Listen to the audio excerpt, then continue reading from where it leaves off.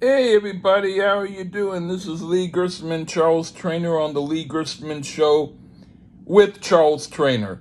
How are you doing, Charles? Doing good. The official him on the He and Him show. Yeah, And we're doing, I think, the first album by yeah, Om. yeah. And And go yeah, ahead and tell the title. yeah, Bluesvibes. Yep. Bluesvibe, which we had to do this Yeah. in a specific order. Well, So we had to. well. I would have preferred that because this is a case where we did one of their other albums first, the second one. This one, I'm going to say, this is a case of a group that I think is a very underrated or not very appreciated group. And that's probably because they did a second album, which people heard, and they don't necessarily know of this one. And I figured we might as well get the strange stuff out of the way and get to the good stuff. So I wanted to save you by giving you the good stuff later. It's like, because I felt like after hearing this one, the second one, you might have been like, screw this, Fans, That's what I thought. Yeah. Well, fans for the Lee Gerstmann show, all I've ever given Lee is great shit. Yeah. But I had to endure supposedly Resurrection, which sucked so bad apparently, and I loved.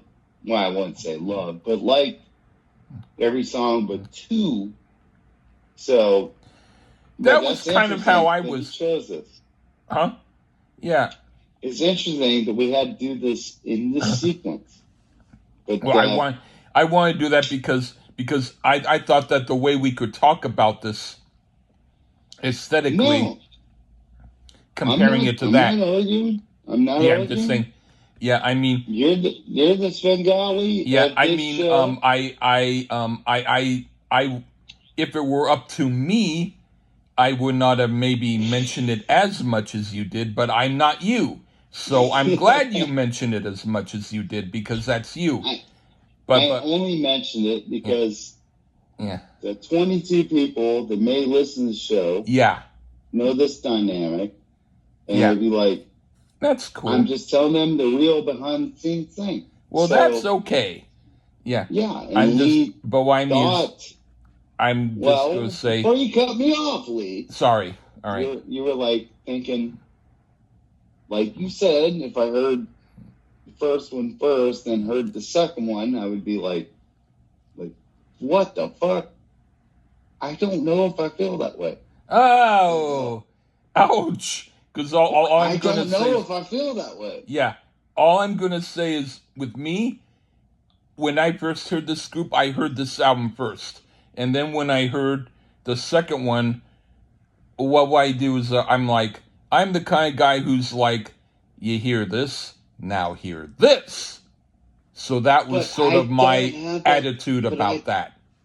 But I don't have that context. I can't tell people I heard music at 1 year old. Whatever you're saying. I can't say that. Well, I didn't hear this at 1. Were you 2? No. I heard this later. No, I heard this maybe one day before I heard the other. Music. When you recognize music. Oh, yeah, 1 or 2. Yeah, I can't say that. I can't. When you were listening to music, I was listening to, remember those 45s? It was like Batman stories, and they just talked about them. Do you understand? Yeah, stuff like that. See, I heard that more than music, so you got me beat, man. You got me beat, dude. Yeah, but all I'm trying to say is, for me, I just felt like you don't want to run me off from home. What? Yeah. I mean, I wanted you to. I thought that the experience of hearing it that way would give the second album a better chance. In other words, And I I was thought pretty to blown. myself like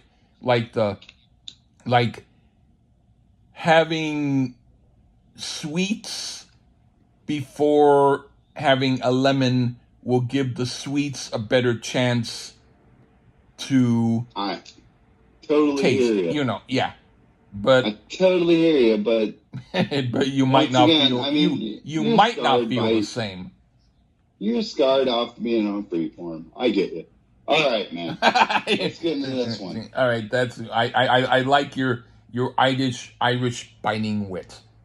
Anyway, Right. yeah, this. Can I go first on Tobacco Road? Yeah, but I want to say first, this is their first album. I'm going to say this is one that I was only going to have us do this one, and I thought, well, screw it. I was going to have us do one of mine, and I thought, well, I'm kind of tired of my own music now. So that's why I picked that second Alm album, because I wanted to do that more than mine. So that gives you a weird idea. Anyway, Alm Bluesvibes, you can go first. The first song is Tobacco Road. What do you think of that one? Very plodding, but in the right kind of way. The guitar and bass lay down a very solid, thick rhythm. Solid vocals on the song. I love the intense section in the middle. The drummer. I don't know these people's names at all. Maybe you do. But this drummer is going off because I heard the other album. I know he can, and he really does here. Excellent guitar solo. I love the fact that they don't hide that they're a three-man band. You know what I mean, Lee? There's no, overdub guitars. No, when he does his solo, the bass is just going off. It's as raw as you can get. As far as the cover of this blues song, I have been listening to a bit of some Nashville Teens lately, and this is their best-known song, which is a cover.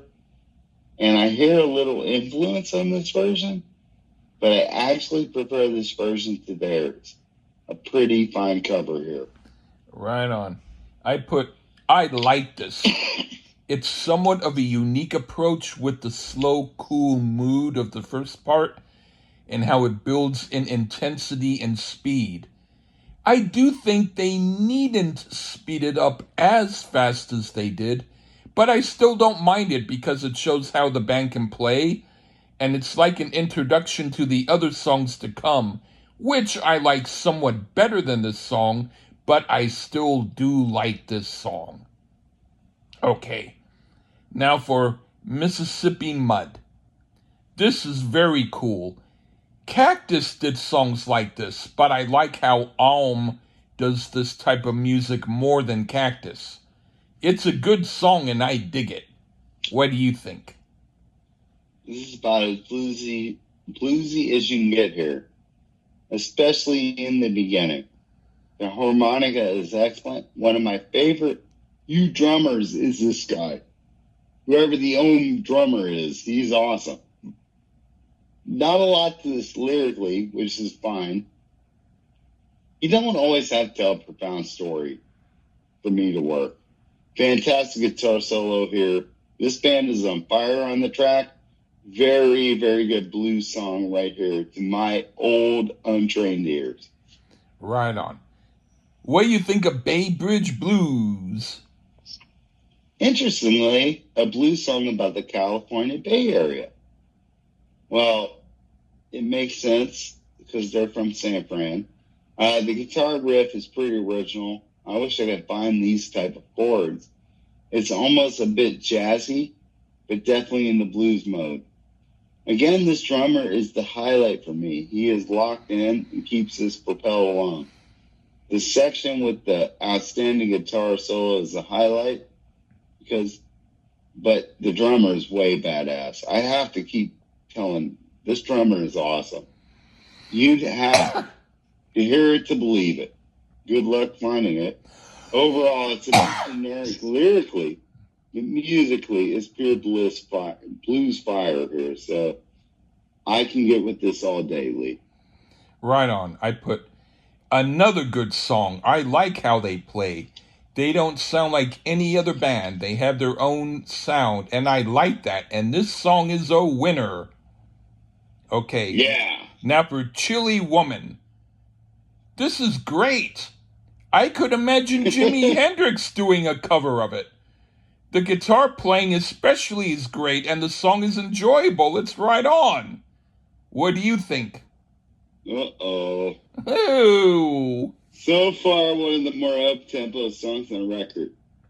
Lyrically, pretty silly. Okay, it's not chilly as the soup, but it's cold. Ew. Well, I mean, I have to say, maybe it's a fine line between brilliant and ludicrous. Oh. That would be up to the listener. Our drummer, just rolling all over the place. This dude knew what he was doing. But lyrically, this seems like an interpretation for the incomparable Lee Gersman.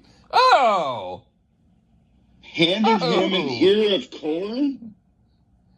Perhaps these dudes went through this on an LSD trip. Musically, damn fine, but lyrically, a total head scratcher. And even though I don't dislike it, it's the worst song at this point due to not getting what the hell they were talking about. All right. Okay. What do you think of A Little Help From You? Well, it's a ballady type of song here, and a decent one in that. It has a tad of the R&B feel here as well. We get some cool organ, and the vocalist is really bringing it hard here. It almost has that type of sound where you could hear Otis Redding a little bit. The electric piano solo is a bit jarring at first, but then it gets pretty damn good, and I wasn't expecting that. Very beautiful atmospheric blues track on this album. One of the better ones I've heard thus far. Right on. It was mostly a too long filler song, but with the exception of the middle instrumental part that sounded like a jam session between Howard Roberts and Jimmy McGriff, which was unexpected and very entertaining to hear, and I wish the song had more of it, so I'll still give it a half thumbs up for that part alone. All right, now for Movin' Man. Okay, this resembles what Al Kooper and Elvin Bishop did live, but this is 200 times better.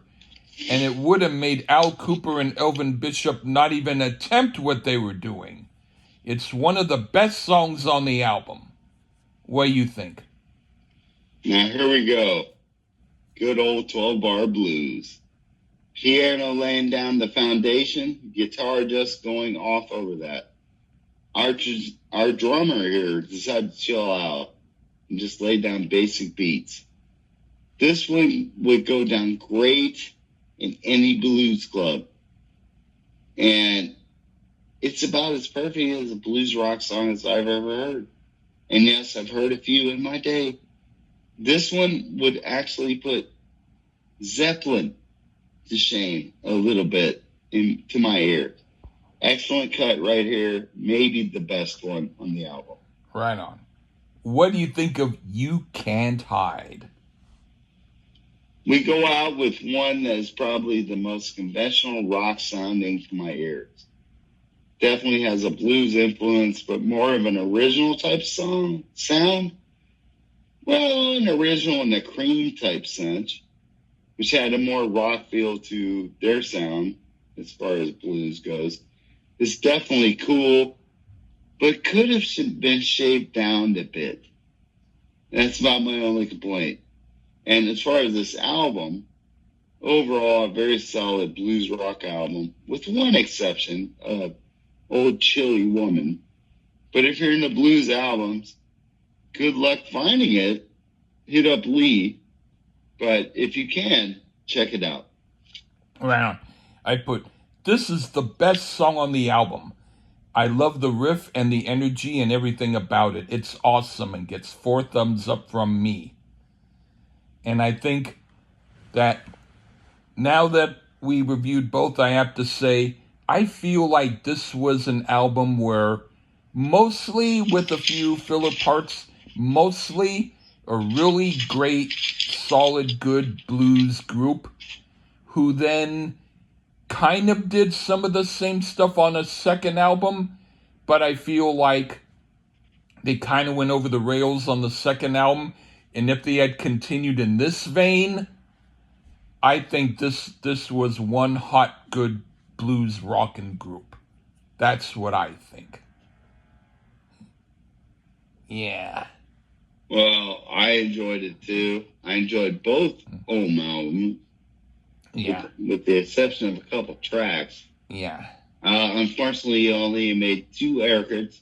I don't know who these guys are, but that drummer was great. Yeah.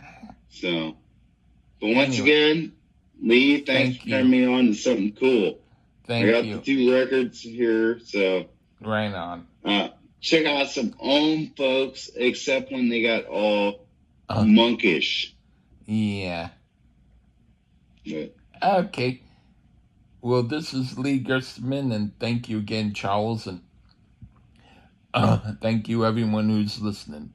Have a good one. Take care, and bye.